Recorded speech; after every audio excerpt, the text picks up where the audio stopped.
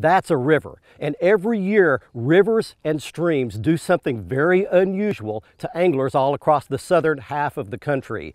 These tributaries draw people like a magnet out of their winter hibernation for the annual spring spawning run of the white bass. We highlight that for you this week. This is Fox Sports Outdoors. It's time for your weekly fishing reports and real-time outdoor news from the Southwest region. This is Fox Sports Outdoors. Yes, it is an annual tradition, a rite of passage into spring. That time of the year when the white bass moves out of reservoirs and lakes, up rivers, creeks, streams, and tributaries of all kinds on its annual spring spawning run. It is the time of the year when country backroads are filled with trucks and cars parked off the pavement and folks lugging lots of fishing gear willing to hike for miles to catch these tasty, hard-fighting sport fish. It's my goal on today's show to give you a basic one-on-one lesson in where to locate these fish in an area near you and the gears and techniques you'll need to catch some of your very own as they spawn over the next 30 to 60 days, depending on where you live. It's going to be a lot of fun, and to help us do that, we've brought the brand new Tracker Pro Team 195 to the Brazos River system. This is a major river that cuts all the way down through the central part of Texas, through several major reservoirs, and has lots of spring spawning runs of white bass all up and down the length of the system. So we're going to launch the boat in the Brazos today and use it as a test tube to demonstrate how you can catch them in your area. And the great news for you, we're taking you around your local region for your local fishing reports from your own backyard, from your lakes, rivers, streams, and bays from our expert team of insider reporters. We're in for a lot of fun, got a great day today. Let's get this all started right now back at the FSN studios with your weekend planner. According to the Salooner Tables, the best fishing activity this weekend should take place an hour or so after sunrise in the mornings and again in the evenings a little bit after sunset. Expect the sun to rise at 7:32 and set at 7:38 p.m. And evenings will feature a moon that is 87% visible. We'll be right back with all of the current fishing reports from around the area. And I'll return with professional angler Jason Christie to answer your Ask the Pro question. Back in a bit. Fox Sports Outdoors is brought to you by Tracker Boats. It's more than just a boat, it's a tracker. Costa Sunglasses, see what's out there. Mercury Marine, official outboard of Fox Sports Outdoors. And Lowrance Electronics, find, navigate, dominate.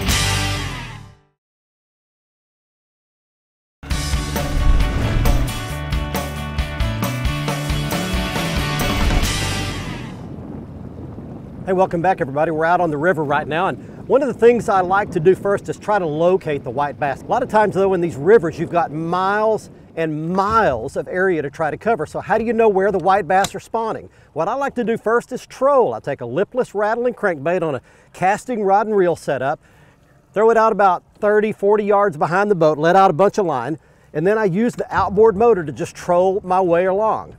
Try to keep the boat anywhere from 5 to 10 feet of water, something like that. Vary my speed, vary my depth, and just try to figure out exactly where they are. If you, there's one right there, I think. Take that motor out of gear. You can see behind me, I always like to stay on the inside sandy, shallow part of the side of the river. There will usually be a deep, steep side and a shallow flat side. I like to troll the shallow flat side. That's a decent white, probably a male. There we go. You can see I use a little small lipless rattle bait and he caught it right under the chin. But that's a good white right there. We are keeping white bass today. So that one is going to go in my Tracker Pro Team 195 live well right there.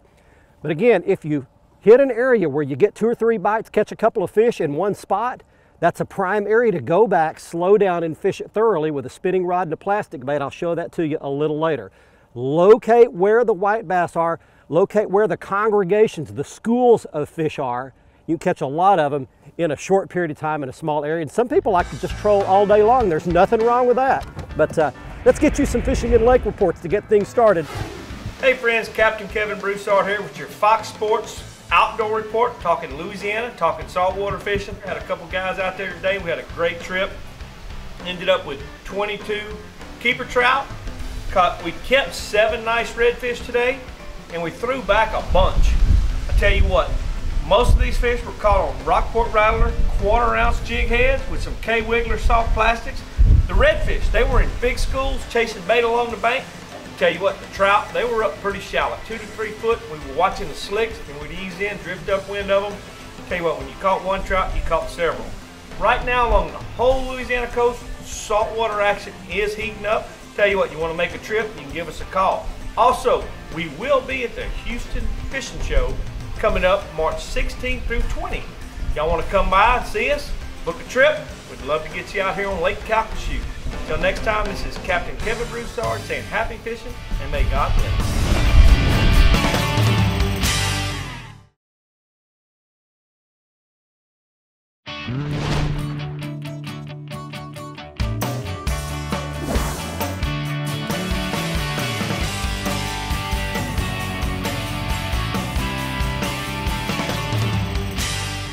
Got him. Right where he was supposed to be, or she, hopefully. Oh, that's another female. Up you come. Look at that girl right there. That's another hoss for you. Beautiful fish right there. And I'm just pitching them back there in my 2 live wells. Hey, I mentioned that feeder creeks were really important. I want to show you something. If we can pan just a little bit to the right, just around this corner, there is a active flowing creek running right into the river system here. So this is the intersection between a creek and the main river. That is very key. Here's why. Those fish come in off the reservoir, off the main lake. They migrate up the river, but they will turn and go up any feeder creek where they can get current and a little bit warmer water coming in, and that's where they'll actually spawn and lay their eggs. Now the males, again, go in there first. The females go in there, they broadcast those eggs. They don't make a nest like a largemouth bass does. The eggs float along, the males fertilize those eggs again in that current, and then they hatch out in the river system, migrate right back to the lake and start that cycle over again. And I want to end up right here by showing you, I guess it's actually the biggest white bass I ever caught. It was last year. I turned into a little side creek and loaded up on some huge pig females, including one that weighed something like 2 pounds and 15 ounces, legitimate 3-pound class white bass, and those are pretty rare, at least here in Texas. Let's get you some more fishing and lake reports from your local area. Hey, what better for an Oklahoma fishing report than this? Just to give you a little rundown of how I won the Bassmaster Classic there on Grand Lake out of Tulsa. You know, just to kind of preface it a little bit, Grand was muddy. I mean, it's not a normal Grand. It was really, really tough, and the lower end was super muddy. It got clear as you went up the rivers, further up the lake you went. But in practice, the water started out 44 degrees. I had a really strong crankbait bite going. This is a Megabass Flap Slap, the shallow version. I caught some on the shallow version and some on the deep version, but fishing, you know, 3 to 5 foot rock changes in the very backs of pockets. That was the big key with that bait, and I caught really big ones in practice. The first day I had a decent stringer, but I was in 13th place. That water continually warmed up, and it was dying. It wasn't going the right way. I tried again the crankbait the next day and just, you know, kind of gave up on it about 10:30, and I ran up the river and I started throwing a War Eagle spinnerbait and a Zoom Z-Hog, you know, just a black blue, and I had a really big bag, actually the biggest bag of the second day, 17.5 pounds, just flipping wood and rocks and just covering a lot of water, trying to get a few bites, trying to get back in the event. Then the final day, fished a whole nother section of the lake. I went to some really clear water, the clearest water on the lake, and I started casting this Andy's E-Series finesse jig with a Zoom little critter crawl on it, throwing that on 12-pound test, making long casts, really focusing in on little undercut banks and logs, and man, caught a 29-pound bag. So it was incredible. By that day, the water temperature was all the way up to 55, so the tournament really changed as the week went on, and I just tried to adapt with it, and just, man, it was a huge blessing, and I was just fortunate to be able to make some good decisions and win this awesome trophy right here, something that I've dreamed of since I was a kid. So that's how it went down on 2016 at Grand, Oklahoma.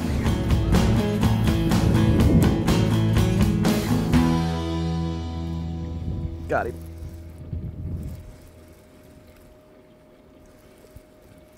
Oh, that's a good one. Oh, don't get in the trolling motor.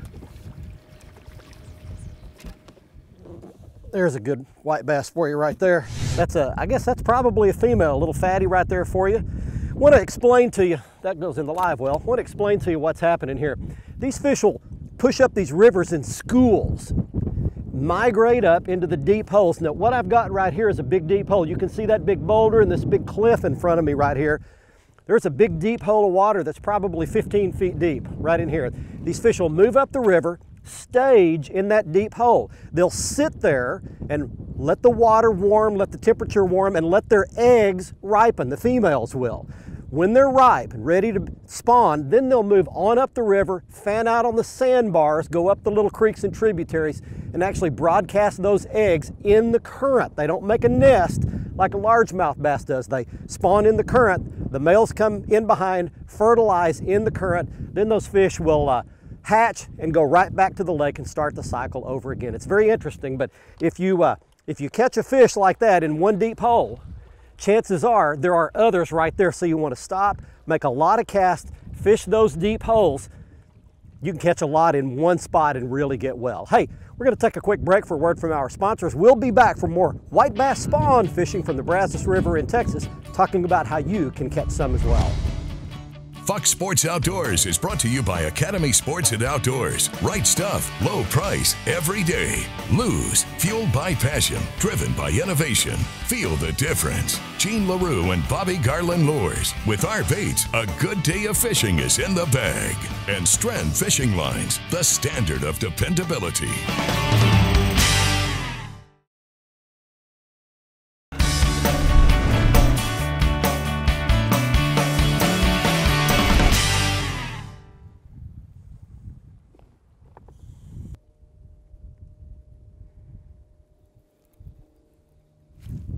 There he is. Yeah. Just off those rocks. All right, that's a fatty there. Look at the belly on that white bass, will you? All right, there it is. A little soft plastic on a lead head. Man, that's a female getting ready to spawn right there. Well, you know, this is just an example, and I mentioned at the very beginning that we're using this as a demonstration test tube today to show you how to do this. You can duplicate this at hundreds of locations all throughout the southeast and southwest regions of our viewing area. So what I thought I'd do is compile a little list here. That one's going in the live well for you, but there's another good white there. Back in the live well, that one goes. Compile a little list here and show you where you can go do this depending on where you live. So we're going to go to a little graphic right here and give you some idea where you might go this coming weekend. In Tennessee and Kentucky, it's the Tennessee River and Cumberland River. In Georgia, it's the Coosa, Edaway, and Oconee rivers. In Alabama, the Chattahoochee. In Mississippi, Bayou Pierre off the Mississippi River.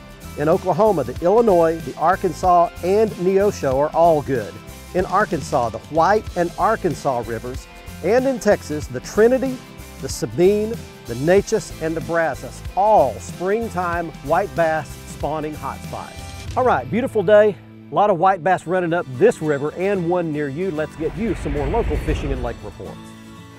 Hi folks, this week's Lone Star Lakes is brought to you once again by Lone Star Outdoor News.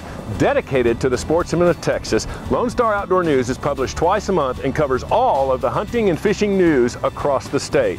You can find it at retailers, or you can get your own subscription and never miss an issue. Now this week we're going to start on Lake Fork, where the big bass are moving to the shallows and the spawn is beginning. If you just want to catch fish, run the banks with a rattle trap in red or a spinner bait, and you'll catch plenty of small fish. For the bigger bass, you'll want to use either Texas rig lizards and crawfish in watermelon or black blue, or use your black blue jig and pig combination and fish those anywhere from 12 to 6 feet deep around timbered channels near spawning grounds. On Richland Chambers, the sand bass have been using the Richland arm for their spawning run, but Richland Chambers is a huge lake. A lot of those sand bass will stay out on the main lake and spawn on the windy points. Use your electronics and toss your small traps and jigging spoons at those fish. And finally, on Cedar Creek, crappie have made a move toward the mouths of the creeks. Look for brush in shallow water in the sunny side of the creek late in the afternoon, and you'll find your crappie. Crappie jigs and of course minnows will work on those. That's this week's Lone Star Lakes, brought to you by Texas's largest fishing and outdoor publication, Lone Star Outdoor News. Now let's check in with Mr. Bill Olson. He's on the coast. Hi folks, this week's report is brought to you by Port Aransas on Mustang Island, the fishing capital of Texas, where anglers enjoy pristine bays, estuaries, 18 miles of surf, and the deep blue waters of the Gulf of Mexico. Plus the local restaurants will even cook your catch come sundown. Come fish and play Texas Island style. For more information, visit portaransas.org. The first day of spring arrives this Sunday, March 20th, and water temperatures to continue to warm a little earlier and faster than normal. Now, we are seeing increased spring winds. Now's the time for anglers to play the Texas coast to beat the winds. Winds may sometimes be lighter on the upper coast. However, there is a lot of protection from barrier islands on the middle and lower coast. With increased southerly winds, look for back lakes and marshes to hold more water. Setting up and fishing the mouths and playing the tides of these areas are good choices and another option to beat the wind. Try throwing unfair lures shrimp under a popping cork or by itself. It is the imitation shrimp lure with a proper shrimp presentation. Also, don't forget about all the spoil islands along the intercoastal waterway, the land cut, and smaller protected bays to beat the wind. Soft plastics and live shrimp continue to be the best option. Darker colors like plum chartreuse or pumpkin seed are good options. An early topwater bite is starting to emerge. Unfair Lures Dog Walker is the hot surface scratcher that's catching lots of the big and quality sized trout and redfish. This weekend, both Saturday and Sunday have a double tide schedule of 2 high and 2 low tides each day. I'm Bill Olson, and I'll see you on the coast. Be sure to join Fox Sports Outdoors again next week, Thursday at 5:30, or catch the repeat airing Saturday morning at 8. And you can always watch the latest episode in full HD on the front page of our website at foxsportsoutdoors.com. Plus, catch up on all past episodes by clicking the archive button, and see lots of how-to and product videos by clicking the how-to button. Also, stay up to date with the latest fishing news, videos, and photos by clicking the follow button on our Twitter feed, and get lots of that same info by clicking the like button on our Facebook page.